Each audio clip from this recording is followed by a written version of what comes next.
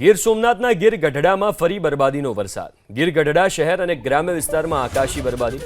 રસુલપરા, ફરેડા, એટવાયા, ઉમેદપરા સહિતના ગામમાં વરસાદ વરસ્યો। સતત બીજા દિવસના વરસાદથી પાકમાં ભારે નુકસાની। વધુ વિગતો સાથે સંવાદદાતા અર્જુન વાળા ફોનલાઈન ઉપર જોડાયા છે ગીર સોમનાથથી। અર્જુન, અત્યારે ગીર સોમનાથમાં શું સ્થિતિ? કારણ કે 2-2.5 દિવસથી વરસાદ પડી રહ્યો છે અને પાકને તો 100% મોટા પાયે નુકસાન થયું હશે। શું વિગતો છે? ચોક્કસ જે ગીર ગઢડા તાલુકો છે તેમાં ઉનાળુ મોટા પાયે વાવેતર શરૂ થયું છે અને ખાસ કરીને જે આજ બપોર બાદ અચાનક વાતાવરણમાં પલટો આવ્યો હતો અને ત્યારબાદ જે કમોસમી વરસાદ વરસ્યો છે।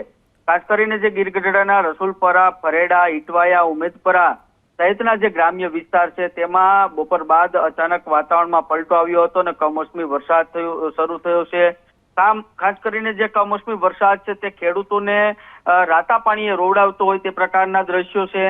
ખાસ કરીને આ વિસ્તારની અંદર જો વાત કરીએ તો ઉનાળુ પાકમાં ડુંગળી, ચણા, તલ, મગ, અડદ સહિતના પાકોનું વાવેતર કરવામાં આવે છે અને જો વધુ વરસાદ પડે તો ખેડૂતોને ખૂબ મોટી નુકસાની થવાનો ભય છે તે સતાવી રહ્યો છે। જી આભાર અર્જુન વિગતો આપવા માટે।